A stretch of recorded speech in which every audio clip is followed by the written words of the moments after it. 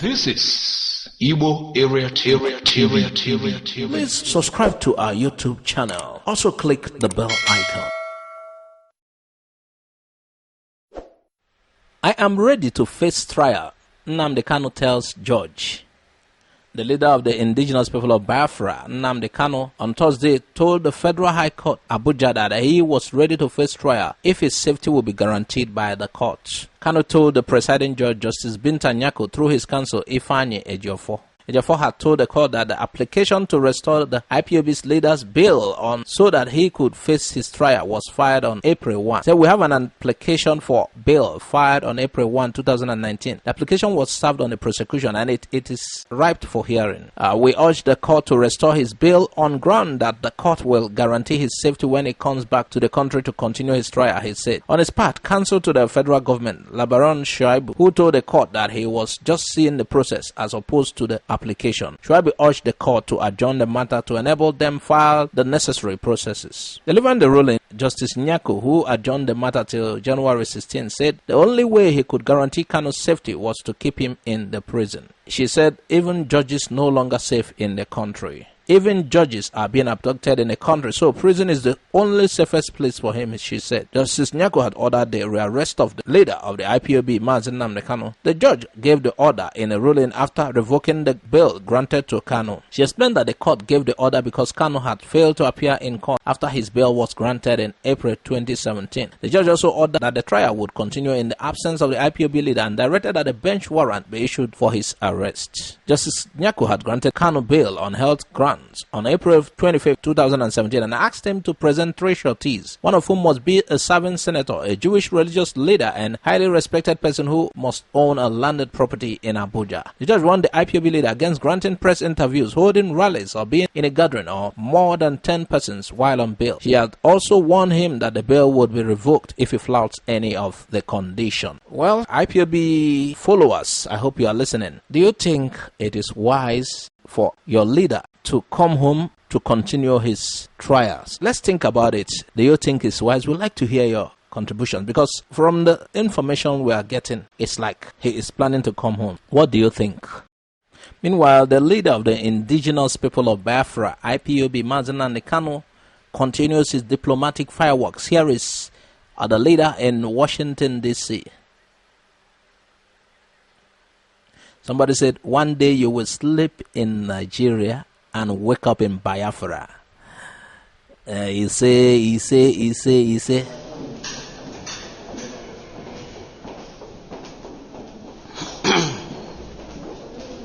Well,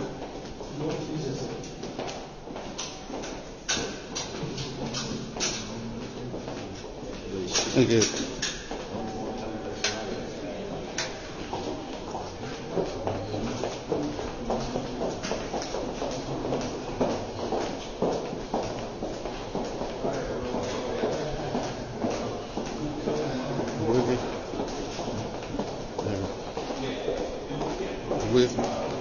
Did you sing that? Okay.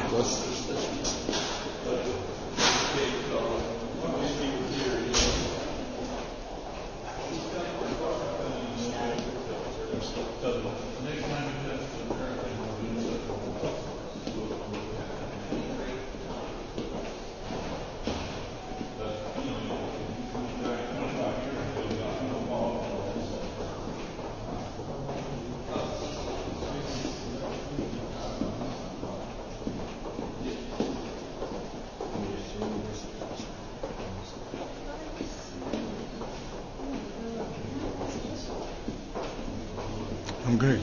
I'm good, thank you.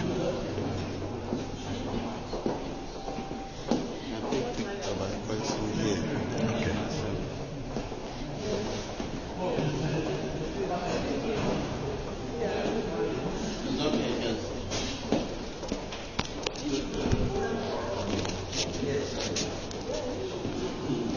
Get me there. Yeah. Turn now. Biafra, Abakaliki. Here is an evangelism at Otolo on the 30th of October. Look at Ebonyi State, IPOB.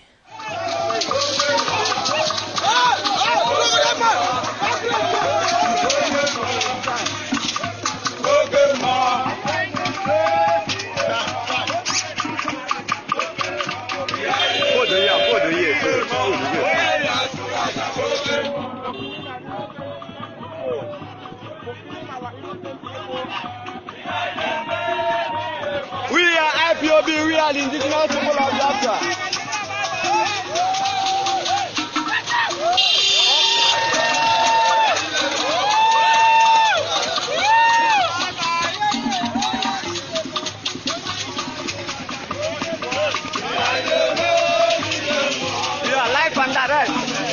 We are live and direct. We are the owner, the rightful owners of the state. Ebonyi belongs to Biafra. Ebonyi is Biafra land. We are IPOB. Go and tell them Umahi that we are IPOB.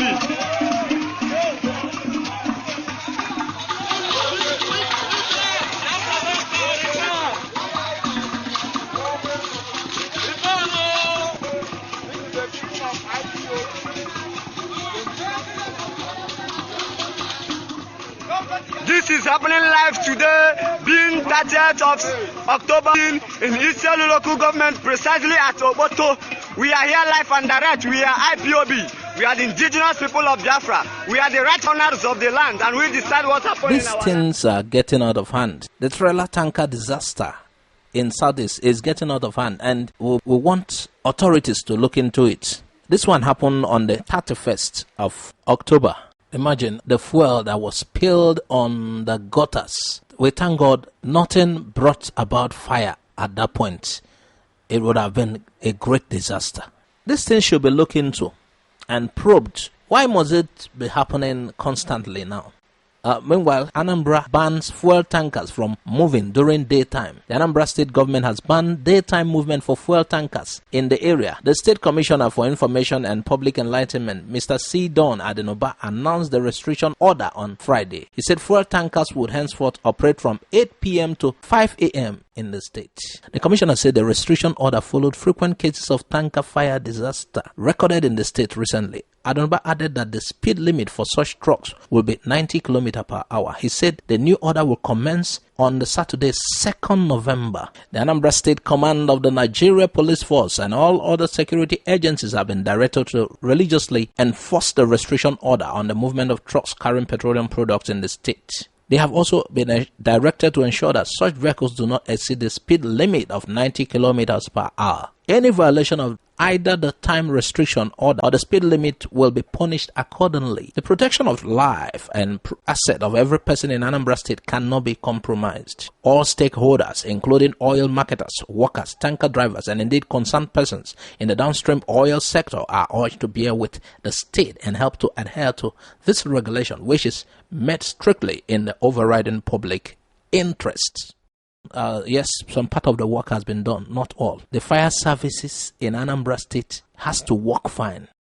If I want to really offer help, I will do it in a way that I know I am offering help. I want to save something. I don't understand what I am seeing on these pictures here. A foundation called Ugo's Touch of Life Foundation. And it's founded by the wife of Enugu State Governor, Mrs. Ugwanye. What is happening here is that she is teaching primary school pupils how to wash their hands. Najo ongolonya imejolo no biko kelife difa kelifa na nwute eba kelon kedifa they go to school and emifa amohona ya lose school apart from school and they go do na anya eba gini ka na eme difa kelife difa ana eme biko no funye ko alme ife na eme eba funye ko agodro me ife na eme eba.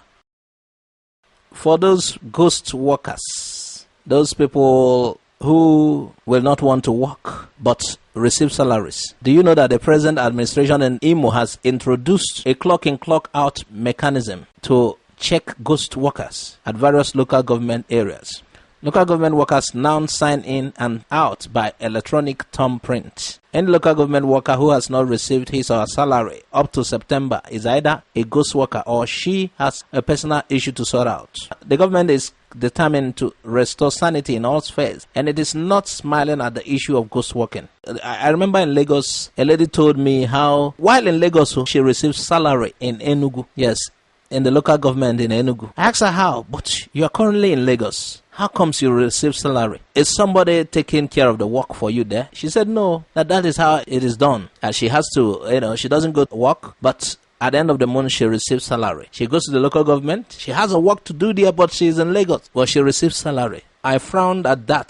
She was telling me, oh, we control things, we run things. That is how it is done. We are the owners of the city. This kind of stuff introduced by Imo State government will help check ghost workers. You have to work before you eat. Well, we want to thank Imo State governor. We had Imo pensioners have received alerts. Happiness everywhere. We call you Hurricane Ihedioha. Yes. Continue to live to your promises before becoming the governor of Imo State. When you do something that is not pleasant, we also tell you, this time you did something very nice. Pensioners to receive their pension when it's time. They don't have to come to the pensions office to beg for it. No, they should receive a lot, just like what I had happened in Imo. I have seen where pensioners gathered to receive their pensions and some collapsed there. It is a very sad situation. That shouldn't ever happen anywhere again. Sincerely, if we Igbo Area TV will be handing out a yearly award for our performances among the Southeast governors, I would have given it to Dave Umahi of Ebonyi several times. You could say Umahi might not support the Biafran struggle, but Umahi is working. Umahi is working. You can see the transformation going on in Ebonyi State. Relief in Ebonyi as Umahi reconstruct maintains federal roads. Some governors have not been able to work on several state roads. Umahi has went on to construct federal roads. Now look at the two major federal roads in Ebonyi State are in good motorable condition thanks to the state governor, David Umahi. At inception of his administration, the middle section of the Abakaliki-Afikpo Highway was in a deplorable condition. This was because contract for its construction was never awarded by Jonathan administration. As a result, travelers suffered untold hardship on that road. A journey of 45 minutes sometimes took more than 5 hours. But after the arrival of Governor Umahi, he deployed the state resources to carry out a total reconstruction of the road. In addition, the two other sections of the road from Abakaliki to Onueke and from Abomege to Afikpo have been constantly maintained by the state government. This has prevented the road from failing, as the governor has constantly alleged that the contractors of these two sections did shoddy jobs. Also, the Enugu-Abakaliki road is still in a top condition. It was reconstructed by the Jonathan administration. However, Ebonyi State government under Mr. Umahi has completed the dualization from Pera-Indio Junction in Epsu permanent side gates. The governor has also commenced the dualization of the two roads with about 5 flyovers on them. Did you listen carefully? Already, the Atoeze flyover at Abaomeje intersection of the Abakaliki-Afikpo road is about 90% completed. Work have already commenced on another flyover at Ezambo Junction of the Enugu-Abakaliki Highway. 3 flyovers have also been completed on the road. They include the Akano-Ibiam flyover, the Ofianwale flyover at Presco Junction, and the Margaret Umahi International Market flyover. Also, the Ebonyi section of the Nkalago to Enugu Road, another federal road, has been completed by the state government on a concrete stone base with many bridges. Wow. Umahi, thumbs up, thumbs up, thumbs up. As far as work is concerned, Umahi, you are doing it. Repairing Ebonyi, you are working. Umahi, you are working. We salute you. Igwe Nnewi at 94. Happy birthday to the longest serving Igbo monarch. Igwe Kenneth Orizu is the 20th Obi of Otolo and Igwe of Nnewi, and is currently the longest serving monarch in Igbo land and also one of the longest serving monarch in Nigeria and Africa. He was born on the 29th of October 1925. He was enthroned as the Obi of Otolo and Igwe of Nnewi on the 6th February 1963 and was coronated on 2nd June 1963. Currently in Anambra State, Igwe Kenneth Orizu III is the grand patron of Anambra State traditional rulers, and he is longest serving monarch in Igbo land and arguably the second longest serving in Nigeria and third in Africa. 56 years on the throne. Igwe Kenneth Orizu was the first of the Nigerian monarch to abolish the Osuka system, thus making everyone in Nnewi freeborn. The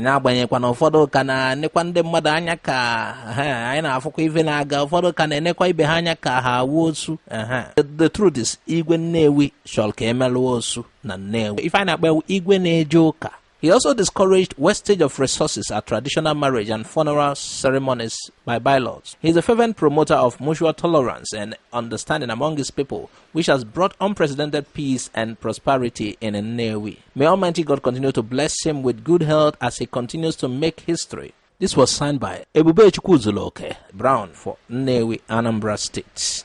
Queen Elizabeth Nya Lizzie nke London honors Igbo-born entrepreneur Abulokwe. Digital governance and tech entrepreneur Dr. Nneka Abulokwe had been awarded the distinction of Officer of the Order of the British Empire by Her Majesty Queen Elizabeth II for her services to business. The award was part of the 2019 Queen's Birthday Honours list. It was formalized at an investor ceremony at Buckingham Palace, according to a statement.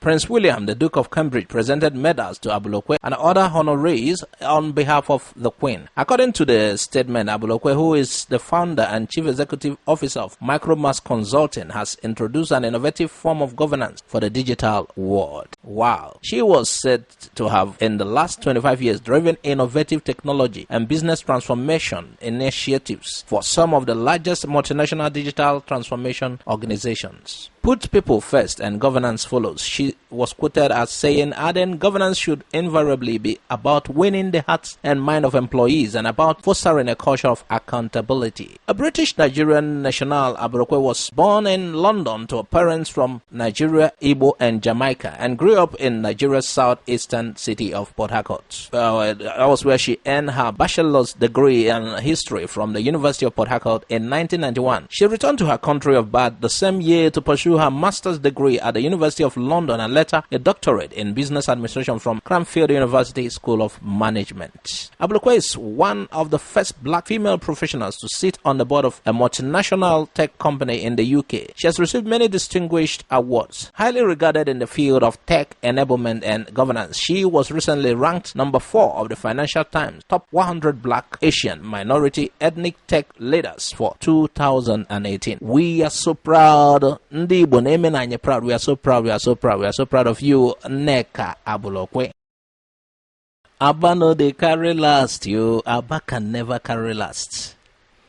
I remember buying a suit in Lagos. I was calling it Paul Smith suit. And somebody said, come, I will show you where they sew same thing in Abba. You get that quality of your Paul Smith you are claiming. Wow. Meanwhile, here is an Abba version of Wizkid's 2.3 million naira Louis Vuitton jacket. It has hit markets. Look at. The media was thrown into shock after the price of Louis Vuitton jacket worn by Wizkid to his sold-out concert at the 02 Arena, London, last weekend was revealed. The jacket, which was reported to be worth $6,550 and 2.5 million when converted to naira, is quite an expensive amount to spend on a cloth which served its purpose for just a day. This is the jacket by Wizkid, the Louis Vuitton jacket. Here is it below. However, after this revelation was made, our Nigerian brothers in Abia State took no time to give us a similar jacket, but at a cheaper price of 6,000 naira. Abba has always been known for recreating expensive product with cheap local materials, usually rebranded as Abba made, and we are not surprised. They didn't disappoint us this time around. Now see the low budget version, Abba version. Abba no they carry last at all. Abba da Abba last. Abba has